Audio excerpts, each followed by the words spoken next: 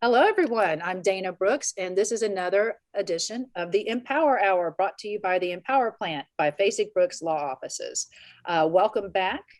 We have a wonderful program for you this week. We have an exciting, wonderful guest. She's a friend of mine.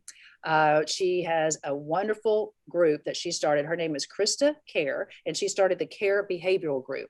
And I will let her go more into exactly what she does and how she helps people because I don't want to misuse terms. I'm very sensitive to using the right language, but these are people who have some disabilities that are making it problematic for them. These are children. It's making it problematic for them to maybe work well in the mainstream environments. I'm not really sure about it, but I wanted to bring more light to people who struggle with any form of disability. I feel like a lot of times people are forgotten and that their issues don't matter as much. I'm just really glad she's here and can shine a light on that. So welcome, Krista. Tell us a little bit about yourself and what you do there at the Cayer Behavioral Group.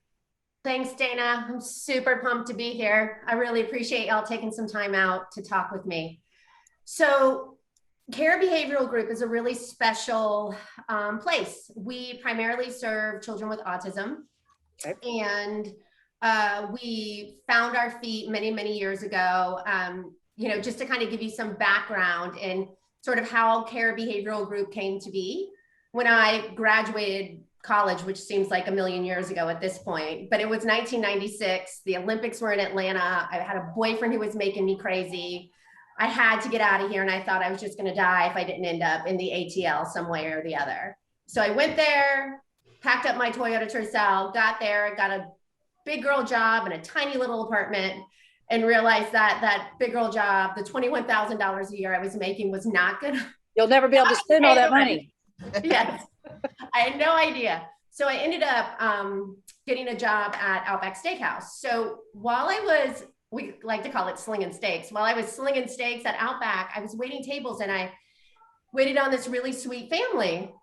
And they're like, oh my gosh, Krista, you're so nice and you're so sweet. Would you like to come babysit for our son? And I said, sure, I think that sounds great. So when I was babysitting, they also said, well, the child's name has autism and we are desperate to get him help. Would you be interested in learning this kind of therapy? Well, at the time in the 90s, there was only two places in all of America that helped kids with autism. There was UCLA and it was a shop in New Jersey. So every 6 weeks, I had these amazing professionals from UCLA fly down just to train me in this very specialized kind of therapy. So as moms talk, this mom had another friend who had a child with autism. And she said, oh my gosh, I just met this girl named Krista. I should introduce you. Well, it just so happened that the mom was receiving consultation from this other shop in New Jersey. So every 6 weeks they would flip flop. And I got this amazing experience and training that nobody had ever even laid hands on before. So I spent 5 years in Atlanta. And at the end of my 5th year, all I was doing was going back and forth from the UCLA people and the New Jersey people. And I had built myself a small business. I was doing really lower level, junior level therapy full time. And I realized, oh my gosh, if I want to do anything with this, I need to go get a graduate degree. Yeah. So left Atlanta, went to USF. And while I was in USF, it ended up that my applied knowledge was more than anybody in the department had seen. So I was able to build my own practicum in graduate school. And so that was, and I got to train my peers in this very, very specific therapy for kids with autism. So fast cutting edge. Yeah. Oh, it was the right place at the right time. It was absolutely life-changing. Everything about this story blows people away. It was all because I started waiting tables at Outback and ran into this beautiful family. So no, it's because I think they sensed your energy. Yeah. You're the person who I would be drawn to if I wanted to trust somebody with my child. Well, let me tell you, I jumped on this opportunity like it was my job immediately to learn everything that I could about this amazing therapy. Fast forward, graduate school happens. I moved back to Tallahassee. I worked for a competitor.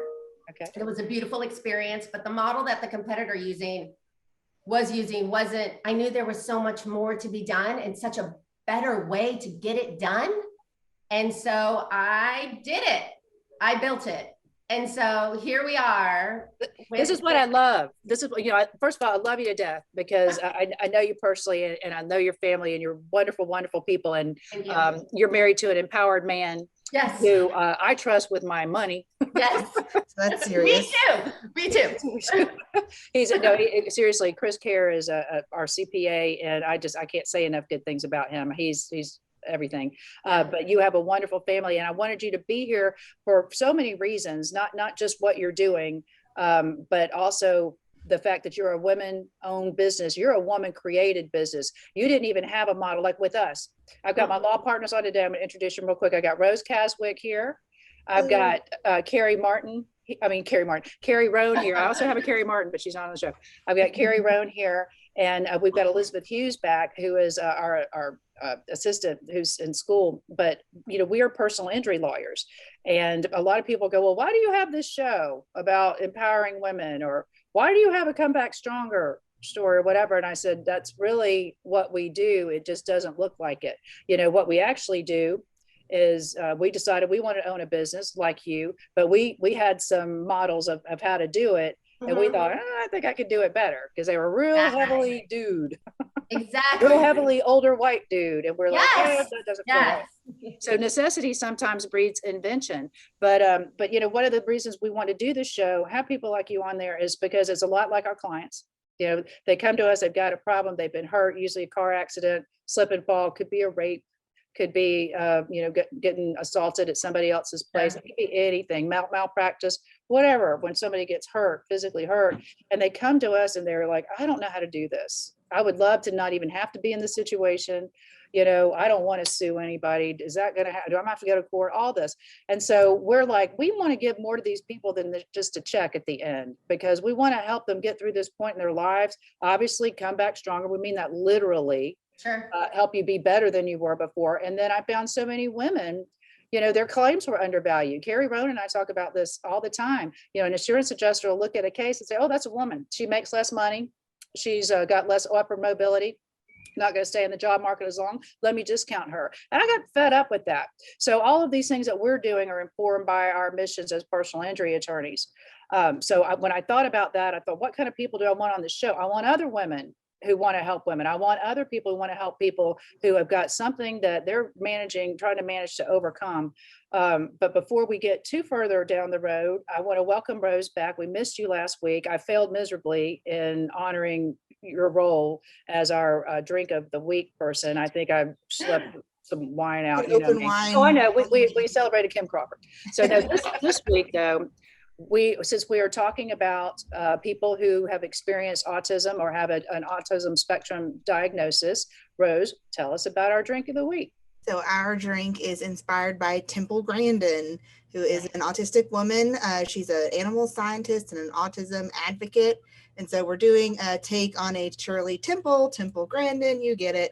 It's basically a Shirley Temple with some coconut rum in it, and it's pretty tasty. I have heard her on NPR, and I have been blown away by the way she relates to animals and understands animals, and then translates that into businesses that, using she changed the entire cattle ranching system. She's in her 70s now, so she came up with, there's really no understanding of autism back when she was learning, and her mother was very devoted to making sure she got some education and adaptive skills and all that stuff to be able to succeed. So Temple's still very widely on the circuit. I mean, as far as meet and greets and communication and all of this sort of stuff, she's talking. And she's still so relevant in her 70s. She really has a bird's eye view of the entire diagnosis, because she's lived it, and she lived it in a way where the supports were not there. Right. And thank God for her mother. She just clawed her way and got her everything that she needed. She's a real inspiration to practitioners and folks who are living with autism. And so many times that's what it takes. Whenever a child gets a diagnosis, a lot of times it's the parent, mostly often the mom, who just says, nope, I'm not going down this road. We're not doing, and they roll their sleeves up, they dig their heels in, they start, getting online, they get in groups, they start just devouring all of the research. And you kind of have to, like I said, become an expert in your own, challenge, your own disease, your own, diagnosis, because It is all over the map. I want to ask you something real quick, and I'll just get right to it. Autism has got a lot of stuff circulating around when people hear it. Let me ask, just for the heck of it, Carrie, when you hear of the diagnosis autism, what are some of the things you think about? I think about people that, are anywhere from non-communicative, non-verbal to people that are highly functioning, but do things like don't make eye contact or don't take social cues. Yeah. So I think luckily through my education and just awareness and employment, I've become aware of lots of different people on the spectrum and lots of different kids on the spectrum. But when I was growing up, nobody had ever heard of autism at all. Yeah. So it's kind of fortunate now that we all at least know what the spectrum is and know that there's a huge variety, 300 something types of different autism, I think. I don't know. I'm sure that she'll correct me. I'm sure I was wrong about that. But, I think that what we probably, when we were growing up, we probably used to say that person was slow or that person had special needs. And it was People kind of even use special needs. Special needs, the idea of the word special needs is that's within recent. the last decade. I mean, it's 15 years, I mean, it was. When we were kids, that's like what everybody said. And now autism is so widely accepted and there's so much information about it. And autistic people are involved in every walk of life, wherever you go. And it's just, to me, it's just the norm now. Yeah. You sure do hear about it a lot more. Yeah, Krista. Oh, for sure. It's absolutely coming out of the woodworks is what, is sort of where we are. What's really happened so I think one point that we can learn from just this really casual conversation is when we talk about folks on the spectrum. So there's something called people first language. So everybody likes to go the person with autism or the child with autism instead of the autistic child. Right. So we put human before, the descriptor. So I think why we've seen such a huge growth in spectrum diagnoses is physician training.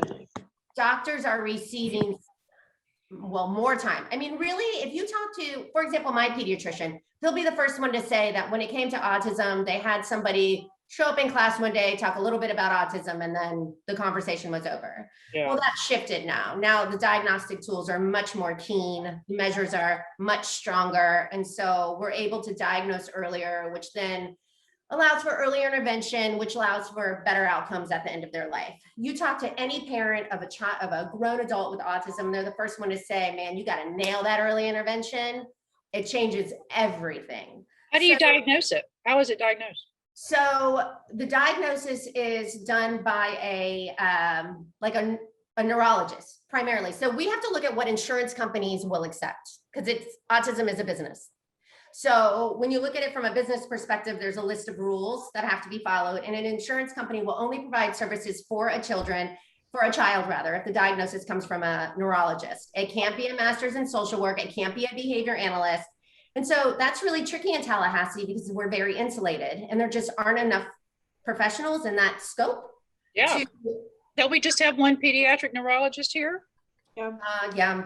Maybe two. Okay. There's a developmental ped for sure. But again, some insurance will provide, that doctor may diagnose, but then the insurance company will say, nope, you're not in network, or, there's always loopholes. But as far as how do they diagnose, there's a battery of tests that the neurologists run, and then, it's measured. That's not my expertise, so I can't really dig into that. What we're really good at, after they've received the diagnosis. Yeah, they come to us after they receive the diagnosis, and then our team just jumps in and we handle everything. I mean, from the insurance authorizations to working with the beautiful schools in Leon County that I cannot say enough good things about. Yeah. I mean, they have so lucky to have the schools we have here. Yeah. Oh, hands down. Public schools in Leon County, I cannot say enough good things about them. My daughter went all through public schools in Leon County. No problems at all. Teachers are in the right place. The administrators are in the right place. I mean, man, they are in it to win it for our kids. Mm-hmm. That doesn't mean that the moms and dads and grandparents sometimes have to put on their boxing gloves, because it's always a fight to get everything that these kids need. I mean, there's nothing easy about it at all. The parents are so shook up too. You can imagine, like, you have a baby and then everything's going great. And 18, 24 months down the road, you're starting to see some red flags. And then all of a sudden, every dream that you have gets thrown out, rearranged, reworked. And now you're sitting in my office. And do y'all offer support for the parents going through that with the acceptance that this vision I had of this child in the future is not there. And in fact, this child may never leave my home. Right. I mean, what kind of support is there for parents? Well, there's not a lot. I mean, really what's provided at Cayer Clinic is that there's this natural meeting point for parents now. So as the parents drop their kids off at our clinic, that mama that's dropping their baby off knows that every other mama has the same thing going on. And so there's this beautiful camaraderie. And now we have kids getting invited to birthday parties. Now we have play dates happening. I mean, we have opened up this into, we have moms going out for happy hour together. Thank God. Thank God that is happening. So we've been able to really provide an amazing service for the kids. They are receiving top-notch therapy, but also an outlet for mom who was, you know, sitting in her, just in this totally different place psychologically before she was able to get here and meet like-minded people. Who have their boxing gloves on and they are going into the ring for the same exact thing. I love it. Let me give some shout outs real quick to some people watching, because I knew I had a lot of people interested in this topic. Sure. I got Al Applin watching, Gordy Cox, Jenny Blaylock. Thanks for joining us, everybody. Welcome. Tamisha Wilson's watching. Be Gordy says, happy April Fool's Day to us. So he's always, he sends me a note every day of what the day of the week is. So I appreciate him for that. But you know, there's so much going on with it, and there's so much ignorance around it. The two things I think of when I think of autism are associated with vaccines, because of that one guy who's not even a doctor anymore, who wrote that article in the Lancet. He is not even a doctor anymore. The guy who tied it to vaccines. Does everybody realize that? That's how wrong he was.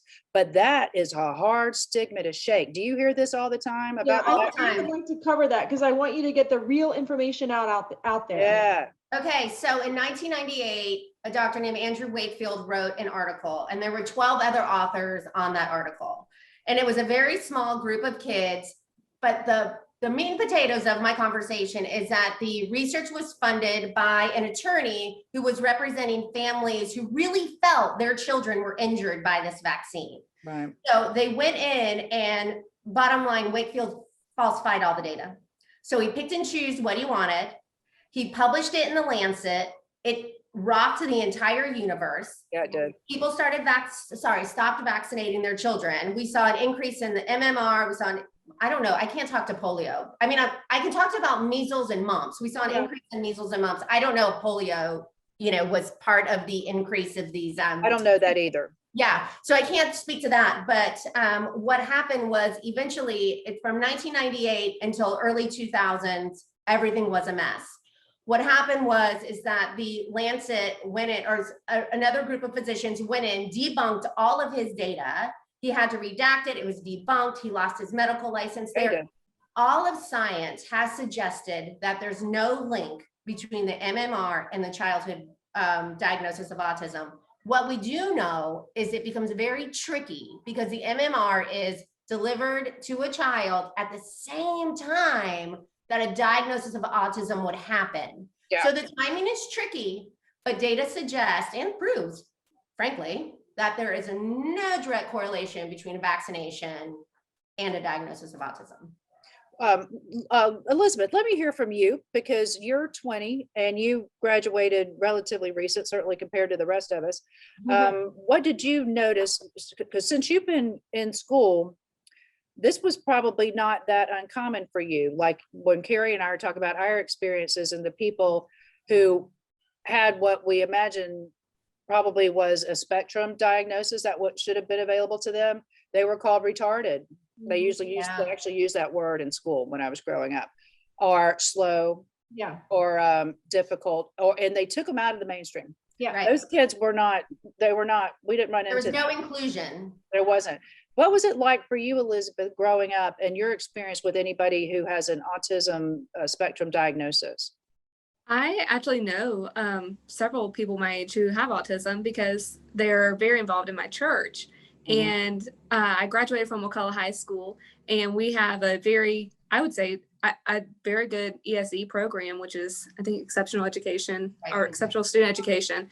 And they do everything possible they pair the students with buddies during the school year that are other students. And I love that. That teaches kindness. Yes, I had looked into doing that at one point, but it it required so much time Yeah. that I couldn't do it with my dual enrollment and working Right. and schoolwork at the same time. But they have a phenomenal program at Wakulla High School. I cannot for the life of me remember what it's called, but they really do a good job at bringing unity with the students who do have a disability, and they pair them up with students who don't have disability, who I love that. are active in the school, who will take them to do things, sit with them at football games, and it really enhances the community in Wakulla High School. And I'm thankful that I had that experience for sure. Think of what kids are like, normal kids without challenges, what additional challenges. You're just being in school, that's pretty challenging. And you're so concerned with your cliques and how people view you and are you cool enough. I really like the idea of peer mentoring, that shows children how to be kind and how important that is. That's a benefit to everybody. Leon High School does a beautiful job with that. It sounds very similar to what happens in Wakulla. There's peer mentors from 9th through 12th grade with kids who learn differently and kids who just rise through the channels, from a neurotypical perspective.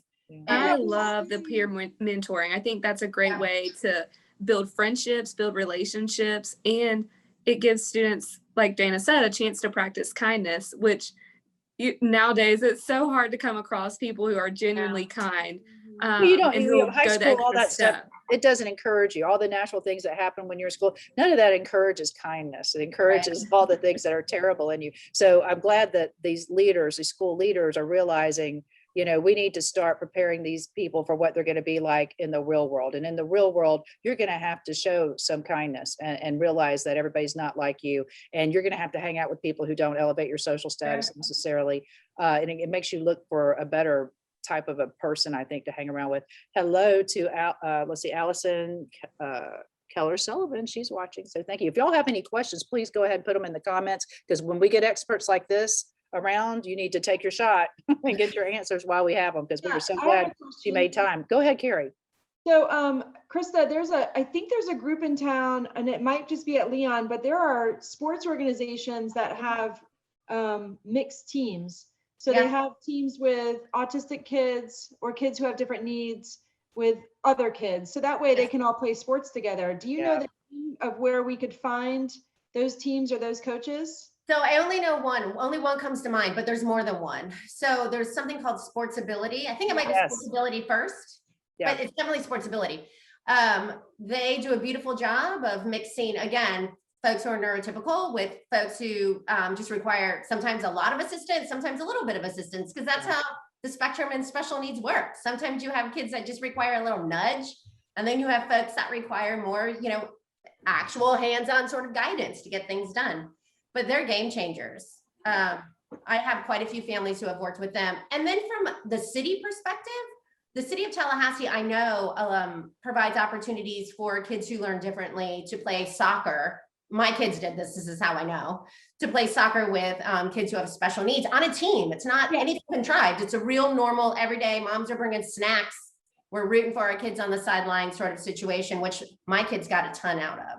So I really encourage parents who have kids who learn regularly. The city does offer some pretty cool opportunities to put your kid in situations where they have an opportunity to mix with kids who learn differently. Because again, teaching kindness, we need to engineer that sometimes. It's not something that just happens naturally. Absolutely. And you can learn so much from those experiences. More than just kindness. You can learn, like, everybody knows different things, and some people who are autistic are extremely, extremely smart. They are. And they can teach you so many things, and random information, all kinds of things that are extremely valuable. Well, I think Elizabeth brings up a beautiful point. So sometimes there's a stigma, totally false stigma, of anyone with a special needs is also from an IQ perspective low. Right. Mostly not the case. I mean, these are folks who communicate differently. So the knowledge that they have doesn't come across like you and I are all talking here on the Zoom. It often comes across a little broken and really not in fluid thoughts. but I can't tell you how much I've learned about weather from one of my friends here at the clinic. You know, that's his jam. He knows everything about weather. And let me tell you, boy, he knows weather.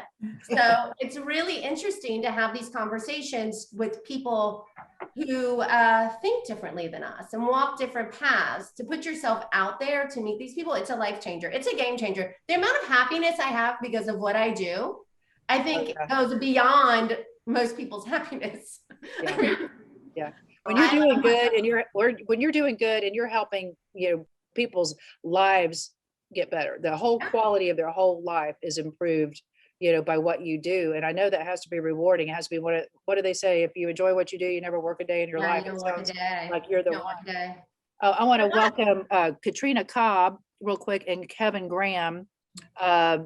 Jenny Blaylock said she's loving this conversation and she loves you and your group so much. Carrie, did I cut you off? What were you going to say? Me? No, that was it. Oh, I wanted to hear from Rose. Rose, what are your thoughts on this whole matter? Yeah, I mean, me growing up, I didn't know anyone, or at least know that they had an ASD diagnosis, or know anyone who I knew had a diagnosis like that. I graduated high school in 2006. I feel like probably people were still getting shunted off into their own, paths and programs at that point, though I'm sure that I grew up with people who were neurotypical in some way. I had a question about diagnosis. My understanding is that boys tend to be diagnosed more often. And what's the school of thought on that? Is that it affects boys more, or is it just girls not getting the diagnosis and the attention? Right. So the CDC's percentage of folks who are diagnosed with autism in 2020, it's 1 out of 54 people, which is very high. Yeah. 3 out of 4 of those are boys. So the theory behind why boys are being diagnosed more than girls is that the behaviors that typically would lend a parent to think my child has autism, it could be that female children hide them better than the male child. So I'll give you examples. So if you have a child who is not engaging in social reciprocity, meaning I say hi, the little person isn't saying hi back, for the data suggests that boy parents are more likely to notice that than a female child. The female child is shy and just feels uncomfortable in the situation. So it gets sort of swept under the rug. Because we expect boys to be assertive. They expect that. It's the gender norms, norms that are informing the social norms that are in place are reflective of the diagnostic percentages, I guess is what I'm getting at. So in my practice, the hundreds of kids, I don't want to be obtuse, but we have a lot of kids here. Yeah. The kids that we have, it's almost like 95% boy to 5% girl. Wow. Now, end game, when you look at adults on the spectrum, it's still 3 out of 4. And women do end up getting diagnosed. They just get diagnosed much further down the line. So we see a lot of young women in middle and high school. Yeah, I know some women who have had adult or autistic diagnoses as adults. Absolutely. Yeah, it's really tricky. It's really hard as a professional, even though I don't diagnose kids with autism, I've been in the game for so long. It's really easy for me to see the signs. See something that's a little suspicious. So what are those, Krista? Like, if there are people watching this in the future and they've got a small child, what should they be looking for? Yeah, especially if it's your only child and you are, you may not have a baseline. You don't know. So what causes a parent to get a child into the neurologist's office is varied, lots and lots of things. But there's 3 main things that I tell everybody to always look for. One is lack of social reciprocity, meaning even as an infant, when you coo at your baby and that baby doesn't seem to coo back, you need to take note of that. There's beautiful data out there right now that's looking at from birth all the way till 3 years old. And those first few months, if the child rolls over a little later, this isn't to scare everybody because every child walks a different walk. But I would start looking around 18 months, probably from 12 months to 18 months. If when you're really engaging with your child, if the child isn't engaging back, that's a red flag. If when you're reading a child with a book and you're using your finger to point to the words and to the animals as you talk about it, and the child doesn't point back, that's another red flag. Oh. If your child has words and then starts losing their words, that's another red flag. So there's a few main red flags that are really easy to kind of, well, it's things you should keep an eye on, things that are easy to keep in your brain. And I think that's where parents really need to dig in and again, advocate for their child, because physicians at 12 months, when you bring your baby in at your 18-month checkup, a parent might say, well, Sam is not doing XYZ. Well, the physician typically wants to wait. No one's really chomping at the bit to deliver a diagnosis. No. I would encourage the parents at that point to reach out to early steps. They treat 0 to 36 months and ask for a screening, because the earlier if mama knows, mama knows. And so I highly recommend those parents just don't be disappointed when you walk out of that physician's office. Call early steps, do a parent referral, get what you need, and let's get that ball rolling, because it's all about early intervention. I can't say it enough. Get your kids therapy. I was going to ask you this, because you said that women, they're 25% of the diagnosis, conditions as children and as adults, but they get diagnosed later, and you see them show up in middle and high school. What does that mean for their outcome, since they're delayed in the diagnosis and delayed in the early interventions? How do women's outcomes compare to men? So to tell you the truth, I don't know any hard data on this, but I know what I've seen. And so I can share that information with you. So the girls that come into our practice in middle school have amazing compensatory skills. They have figured a lot of stuff out without having anyone going, why don't you try XYZ? Because middle school is hard. And so it's feast or famine, man. You figure out what's going on in there, or you're gonna get killed. Yeah, you're kind of dead meat. I mean, it's tricky. Middle school is really, really hard. So what I've learned is when the middle school girls come in here and we get them in our social group and we get like-minded middle school girls around them, they kill it. They just need a little bit of support to get them over those hills, and we're in a much better place. Now, what we've seen is a lot of these kids who come in later do require slight support all the way through high school. And we have kids that we see at FSU too. They're not kids. They're kids to me, but they're not really kids. And that little bit of support on campus, because we don't walk in with any identifiers. We're not wearing Cayer Behavioral Group shirts when we're on Florida State's campus. We're just a person walking with our person and making friends. This is what we're doing. So we go into real world situations with these people and just nudge them just in that right way. And then we work our way out of a job. Our job is to work our way out of a job. I like that. I like that attitude. And I want to welcome Marco Lopez watching with us today. We got a lot of people interested in this topic. Tell me what you do. I mean, how big is your operation? How many people do you have? What services do you offer? Do people go and spend all day? Do they spend an hour? Do you come to them? Just tell us how it works. So all of that, what you just said, happens. So we started as a community-based group. And a couple of years ago, I bought some space right next to our administrative office. I bought another building. And so now we have collectively 6,000 square feet of therapeutic space. And we have clinic running all day long. Now, clinic primarily is for early learners. So the little guys that just received diagnosis. And what's beautiful about Cayer Behavioral Group is we have parents come in with their child around 18, 24 months. They go through clinic, and then we're a natural springboard. We're like, let's get these kids in school. Let's start making friends. Let's go to birthday parties. Let's do all of this sort of stuff. And so our therapists who have paired with the family, that's a fancy word to say bonded with the family, bonded with the child, have all of this beautiful history with their child. We're now in the classroom with them. And so we're able to assist the teacher. We don't want to be the teacher. We don't want to drive that bus, but we want the kids to do what the teacher is asking them to do. And so we prompt their child through their day. We help them make friends. We help them eat out of a lunchbox. We help them catch their bus. We help them do whatever it is that they need. And again, with the ultimate goal of working our way out of a job. How does that work? Do you do it like every day? And then, does it get better? Maybe you do it every other day? Right, very dependent on the child. Okay. So no cookie cutter approach here at all. We have some kids that we see 40 hours a week. We have some kids that we see 5 hours a week. We have some kids that come in just for social group. We have some kids that we are with them all day at school or all day at clinic. And then also what's really important is to get mom and dad on board. Like we are in their house working with mom and dad. If Sammy doesn't do well in a bathtub, like, you know, he's banging his head because he doesn't like his bath, well, let's teach them how to take a bath. Yeah. If the child's not sitting in the car seat and all of a sudden it's dangerous on the road, well, we're going to take a drive and we're going to figure out why that child's not sitting in their car seat. You want to go grocery shopping? We're going grocery shopping with you. We're going to figure out how we get that baby to sit in that car seat, or not car seat, but, you know, little cart out front of the cart, and he's going to ask that lady behind the cookie counter for a cookie. Like, we are those people who are game changers. We do it all. We're in there 100% until the data suggests that the child is able to access everything he needs in his world on his own. That's awesome.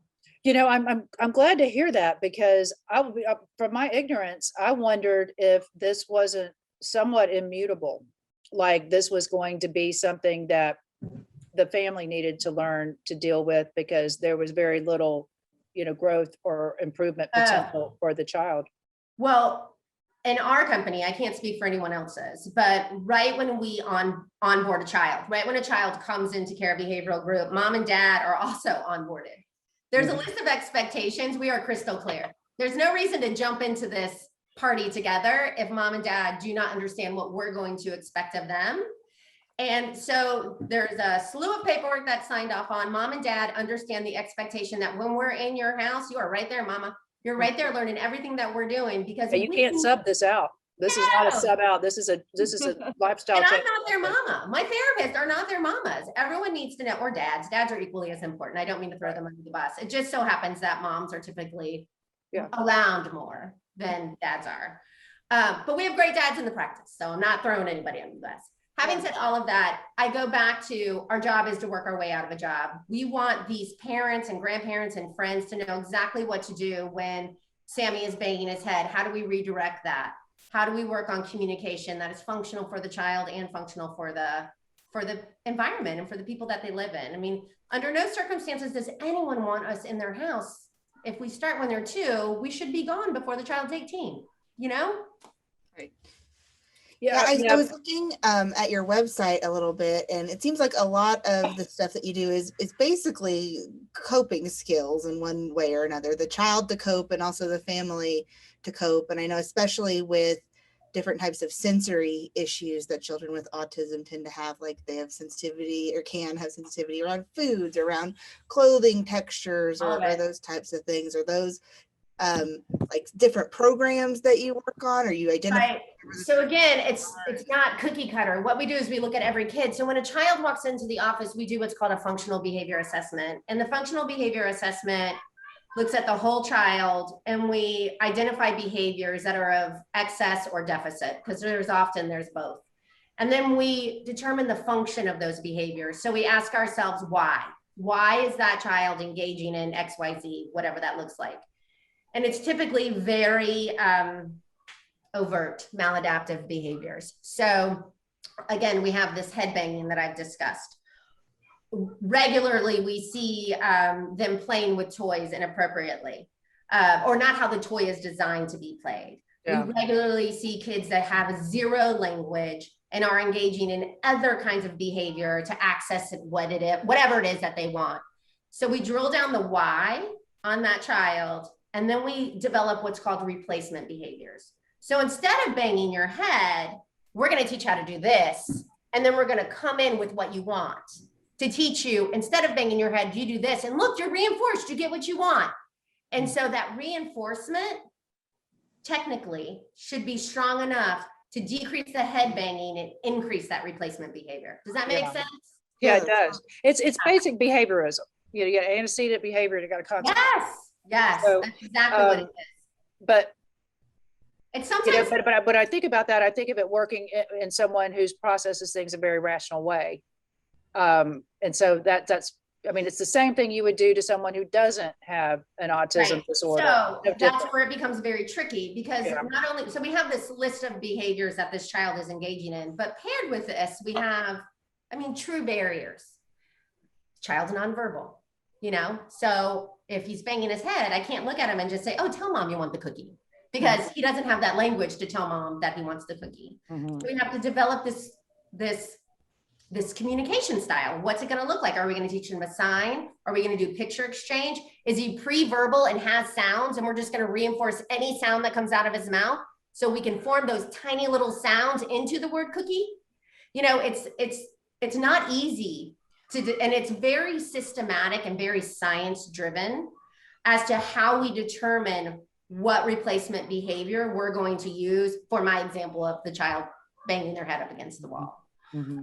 It requires a lot of analysis and a lot of assessment to come up with that exact measure of how often this is happening, when it's happening. Does the function change? Sometimes a child does a head banging to access a tangible item. Sometimes he's head banging to get out of taking a bath.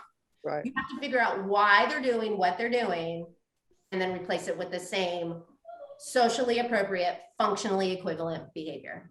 I'm glad you're mentioning this, because my experience with this, when I was a clinical social worker, I worked in schools in Gadsden County. And so I worked in Gadsden. So this would be something I would deal with. And mostly what I was doing, because I was not a specialist to treat that child, I was kind of treating that family, the people who are important in the child's life. Sure. And boy, I felt for those parents, because a lot of them, they would take any undesirable behavior, and to do the replacement exercise, it was always some sort of food. And so we would end up with children with a lot of weight problems. Right. Because every replacement was a cookie. Every replacement was, candy or something, because they liked it and it got everything calm. Because the parents, in my experience, they were not being able to be supported. They had enough going on, other things. Okay. This was not the only issue they had to deal with in their lives. Oh, for sure. And I don't blame those parents for utilizing the cookie. No. Right now, you sometimes just gotta get through the day. But they would also get very frustrated, and because they had other kids. I mean, they had everything going on. A lot of them are single parents, or got a lot of kids, and there's just so many social issues that they were dealing with, and so many problems that they had in addition to this. And then I would find I would have a higher amount of abuse, because these parents are frustrated. For sure. And a lot of parents who lack other resources will use physical punishment as a correction. And whenever you're doing that to a child who's on the spectrum, that's not going to work. It's just abuse, really. Yeah, no, I mean, there's tons of research out there about spanking. It doesn't work. I mean, we call it the Band-Aid. That works for anybody. Yeah, I know. It's always a bad idea. It's never okay to hit a child, ever. I totally agree with you. It's a Band-Aid. Don't ever hit a kid. It does something, the parent pops the kid, it stops just for a brief moment. And then that is a parent losing control. When you hit a kid for any reason, you are telling that kid, this is as good as I can do with controlling my emotions. 100%. So it doesn't make any sense to tell that kid to not go whop another kid when they're frustrated, when they see that when you get mad at them, you spank them. I cannot get over the people who still justify spanking children. And I'm like, you ought to be put in jail, frankly, or you need to be rehabilitated so somebody could teach you how to get control of yourself. And you always hear people say this, don't ever hit a kid in anger. Who is going to walk up to any kid not mad, fall off and hit them? Who would ever hit a kid not being angry? And if you're hitting a kid when you're angry, you're out of control. So don't ever touch a kid. Don't spank your children. To live by. Yeah. God. I agree. How hard is that? I know. I agree 100%. So we do a lot of parent training, as you can imagine. In fact, one of my superstar behavior analysts was just telling me that her behavior training during COVID, her parent training during COVID ticked up exponentially. And I said, good. You have to. You're around them all the time. Shoot, if you don't have a kid on the spectrum, your parent training needed to go up during COVID. And I'm not being lighthearted with that. The things that get on your minds, a lot of people, they love it when those kids go to school. Oh my God, I get a break. Even if you're stay at home and that's your predominant, role. Yes. You don't stay at home with all those kids all day long. You don't. Nobody does. So everybody needs. I was going to say, people don't get an education in early childhood development before they become parents, and plenty of people have enough difficulty understanding what are developmentally appropriate behaviors, especially at those younger ages. You can't reason with a toddler, especially one that has some kind of, neurodiversity. It's like that's I agree 100%. level. What about diet, Krista? I've got some friends who have children who are on the, I don't like to say they're anything. I like to say they've had a diagnosis. I don't like to call them autistic. I don't like to say you're on the spectrum. I like to say you've got a diagnosis and some challenges. But a lot of my friends who have them, they are really dialed in on that diet. Yeah, so you're talking about gluten and casein free diet. All So- that, it dye. Yeah. Oh, it's all red kinds of dyes. Yeah. additives. Yeah. Okay, so this is a beautiful, also, I want to circle back on, we were talking about the shots earlier. I'm going to Yeah. go back to the diet. We have to be sensitive to parents. Parents truly think sometimes that the MMR was the true reason that their child is now on the spectrum. That's the mumps, measles, and rubella vaccine. Yes, mumps. So that's the one that Wakefield suggested what caused an uptick in autism. All of that data was debunked, but there are moms out there who truly believe in their soul. Yeah, there are. And I never argue it with them. I mean, Nope. They truly believe that their child received the MMR and now they have autism. I personally lean towards science, but I just wanted to make it clear. Sometimes parents we should never, ever make someone feel less because they feel that way. You can present to them the data, but they truly in their soul feel like this is the cause. Well, Carrie and Rose and I have all at some point worked in medical malpractice. And anytime there's something that happens to a child, Yeah.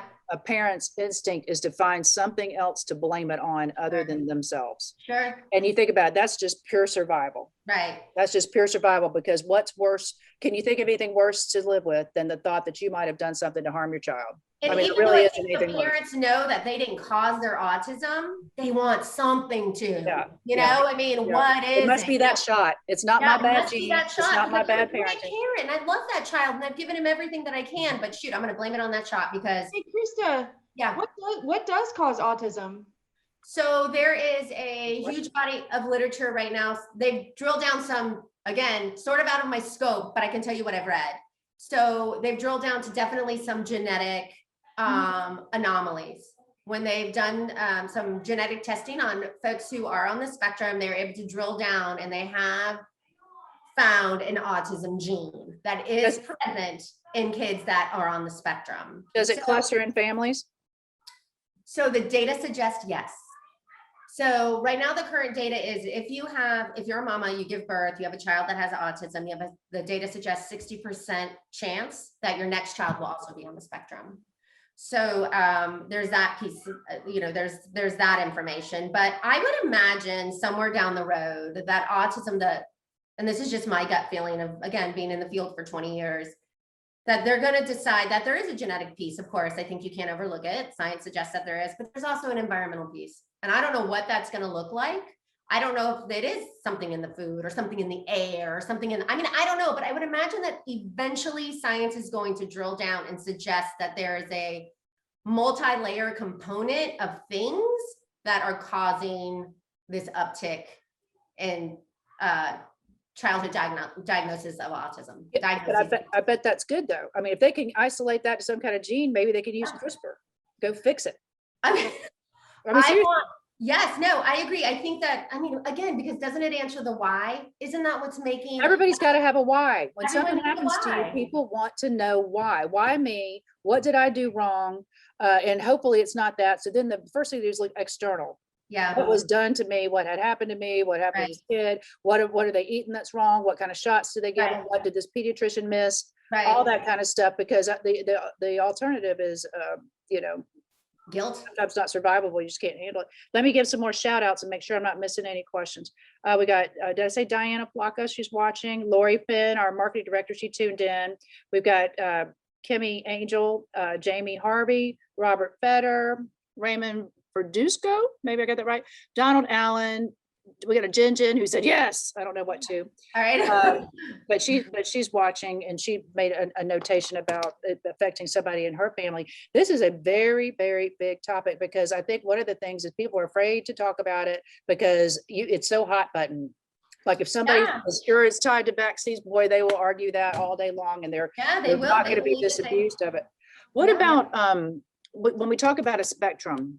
What is the spectrum? What's on the left side of it? What's on the right side of it? Do most people, is it like a bell curve? Most people's diagnoses are in the middle part of the spectrum. Explain the concept of spectrum, if you will. Okay, so autism is a spectrum because there's a variety of diagnoses that envelop the autism spectrum. So we have our kids who are slightly quirky, And actually, to be honest with you, ADD and ADHD are officially spectrum I thought they disorder. were. They're in that bubble. Yeah. But from an insurance perspective, and what our insurance companies will pay for, they don't provide funding for ABA for kids with ADD, ADHD. You must have an ASD diagnosis. And there's a clear line as when you're ADD, ADHD versus ASD. So the autism spectrum disorder, we have our quirky kids, we have our ADD kids and our ADHD kids. And so you have everything in between. And then What is Asperger's?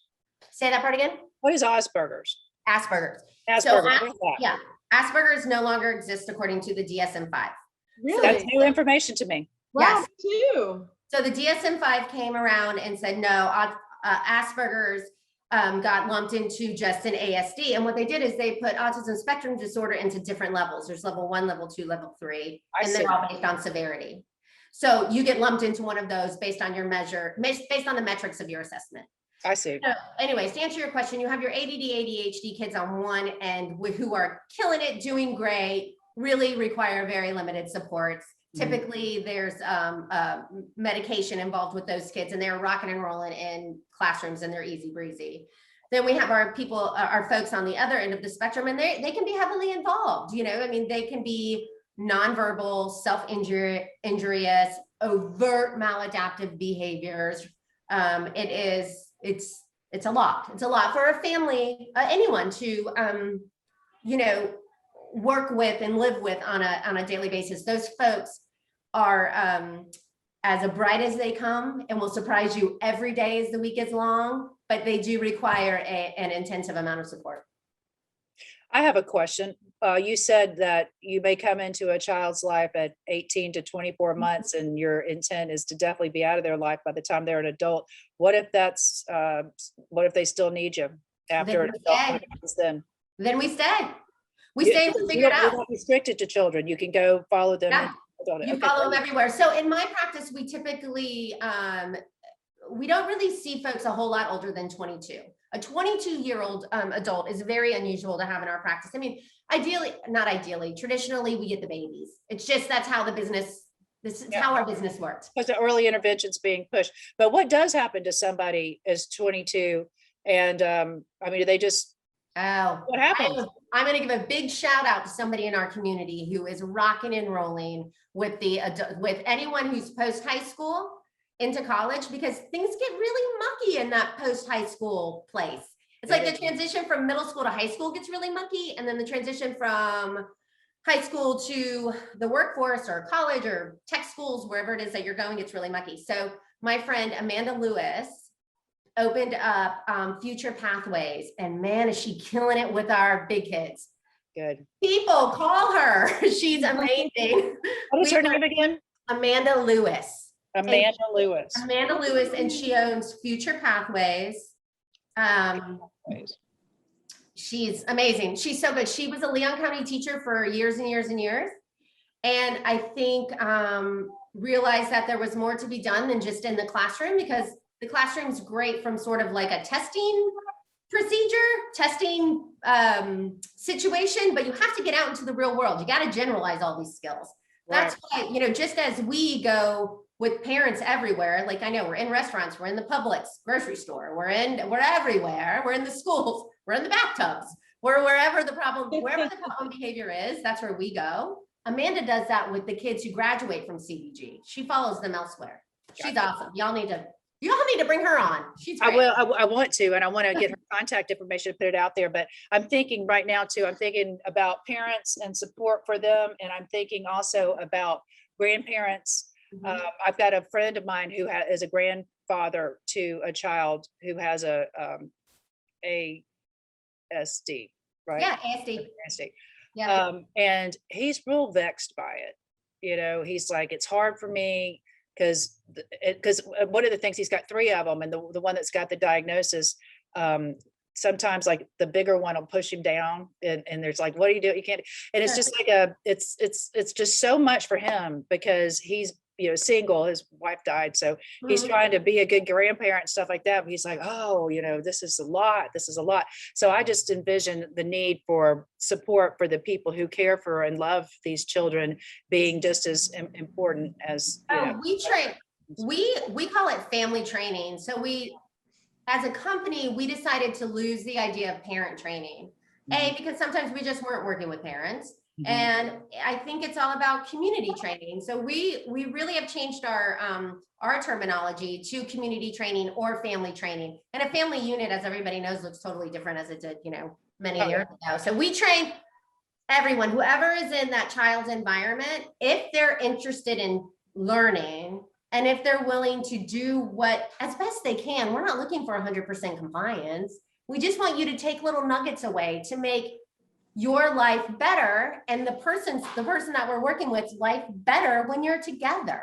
No one's asking anyone to be Superwoman. We just want you to take little nuggets away from us, and anything that we can do to make your world a more perfect place, I'm game for. Well, Krista, thank you so much for being with us today. I want to go around our panel one more time and get some final questions or closing thoughts, and then pitch it back to you for anything that we haven't covered that you think is important that our viewers and our fans get to know about. So Cayer, what are your thoughts today? I mean, I think we've covered everything so well. And I was just looking at Temple's book while we were talking about some things. She's just so fascinating to me, and what she's done, not only for non-diagnosed people, but also for diagnosed people and for the animal industry as well. But I do know somebody who has a child that's on the spectrum, that's violent and abusive. And, what kind of advice do you have for that situation or for that person with respect to how to handle that? Right. Especially like single moms. Think about this, a single mom, and you got a 13 plus kid. That kid could be 6 foot tall and outweigh you by 100 pounds. Yeah. Single mom, what are you supposed to do? You can't go up behind them and group hug, hug them real tight and calm them down. There's a lot of things that are not available to a person like that. No, it's not. It's ethically, I can't say mom should do X, Y, Z because I know really nothing about the situation. But what I can do is encourage her, and it's probably not what the mom wants to hear. But I need to encourage her to get in touch with the right people to help, because they are out there. I mean, call if you don't call me, call a group like me. There's other companies in town, some of which I would recommend that we work beautifully together, and some of which I would say you should run from. But I think that's with any industry. Just like personal injury lawyers. Yes. Right? Some you're like, I want to work with you, and some you're like, oh, I don't want to have anything to do with you. Yeah. But I know it's probably not what you want to hear, and I know it sounds vague, but I would encourage her to put her boxing gloves on, which she probably already has, and be persistent to try to access help for her child through a professional behavior analyst, because that's what she needs. She needs to find a behavior analyst, because you have to drill down to the why. Why is that child engaging in that behavior? And once you figure out that, it's a game changer. Yeah, and it's not a one and done. You got to be committed to a new lifestyle and, Absolutely. and having a lot of new skills to help you with. Yes, absolutely. Thanks to Sergio Mangarella for watching. So welcome. Elizabeth, what about your thoughts tonight as we close? Is there anything that you were thinking we didn't touch on, or what are your takeaways from this? I wanted to know if your services cost anything, and if they do, what can parents who can't afford your services do for their children? Yeah, does a child need a diagnosis, Yes. like a disability status? So to access care through Cayer Behavioral Group, you are required to have a ASD diagnosis from it depends on who your insurer is. Yeah. Insurers will provide you a list of people, and you have to get a diagnosis from them. There was the Stephen Geller Autism Act was pushed out in 2009, and that changed the entire scope of everything. So with this act, all employers who have 50 or more full-time employees must have applied behavior analysis embedded in their policy. And that provides access to the kind of care that a behavior analyst like myself will provide. So to answer your question, insurance is a game changer. With the right policy, it's covered completely. There's co-payments and all of that kind of stuff that you have to have a conversation about, but all that can be worked out. We do payment plans. Listen, I'm not turning a kid away because a parent can't afford therapy. We figure out a way to get this kid therapy. And I would imagine the higher end agencies who are like-minded as Cayer Behavioral Group is, will work with families too. And if they don't, I think that's a red flag. You should find somewhere else to go. Yeah, Absolutely. But yeah, insurance with Medicaid. So for our families who have a lower socioeconomic demographic, Medicaid has an awesome plan for our kids on the spectrum. It's fully funded for kids who come into CDG and are, for our nonverbal babies or our kids who have severe overt behaviors. It's not uncommon that we can ask that insurance, Medicaid, or various other insurers, as long as we have proof and we have data, because everything's data driven, we can access 35 hours of behavior analysis for these kids. And oh my God, is that a game changer? I mean, for everybody. We make huge strides when we have that much time in various environments. So that means clinic, school, home, grocery store, restaurant, wherever it is. We're able to work with those kids. Wow, that's really good. Yeah, could you imagine not being able to access It's awful. care when you're That doing would be like this? Terrible. Thank God.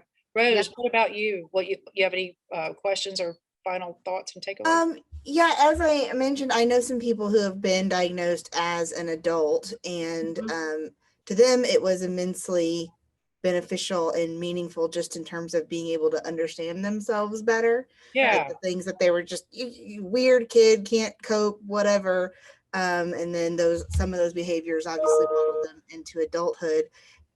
Is there any benefit in terms of like support or services or therapy or treatment that's available for getting a diagnosis as an adult, or is it more just now I know what I'm dealing with? Yeah, so I think it's now I know. So the Stephen Geller Autism Act does have a true stopping point as far as if you're not diagnosed by the age of 8, your 8th birthday, you will not receive funding for any kind of treatment. Well, is that a disadvantage to girls? Seems like it would be. Well, everything disadvantages girls, so get in line. But yeah, what's the reason behind that? I never thought about it before, but yeah, you're right. It is a disadvantage, but that's the way that the law was developed. And so Rose, I think for my adult friends that have been diagnosed, I think it is a breath of fresh air for them to know. Yeah. Like it's been an uphill climb their entire life, and they're like, oh, this makes sense. Like, why is everything harder for me? Or why is this harder for me? Yeah. It makes you realize, you're not it's not that you're not trying hard enough, or it's not that, you don't care. It's your brain is legitimately built differently. Yeah. Yeah. And I like the idea. I like the concept that this is, not an immutable thing. It may be a diagnosis you have forever, but its effect on you doesn't have to be the same or forever. And then that's very encouraging. I heard a lot of good things here tonight that made me think differently about it. I've got a lot of ignorance on the subject, like so many people do. And I appreciate you giving me the updates and letting us know how many resources are really out there. For all of you watching and any friends you have, I bet everybody who's watching and everybody who tunes in, they're automatically thinking of somebody right now. Sure. Oh, this reminds me of such and such. Oh, this reminds me of such and such. Check in on those people. Make sure they are getting the access to the services that they need. Make sure that they're getting the support from you as their friend or your family, because it is so important to help the people who have the diagnosis, but also to help the people who are loving them and caring for them. So I wanted to thank you again tonight. How do people reach you? What's your contact information, Krista?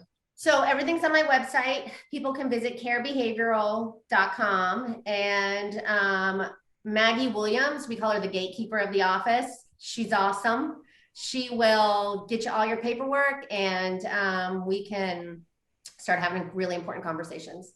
And Krista's last name, we're saying Cayer because it's a great name for what she does. But I won the lottery with last names. I agree.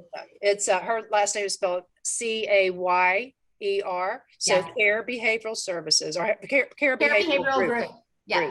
So, but if you can't find her that way, you know how to find us. We'll get you in touch with her. So thanks everybody for watching. This has been a great, informative EmPower Hour brought to you by the EmPower Plant by Basic Brooks Law Offices. Y'all have a good week, a good Easter, and we will see you here next Thursday.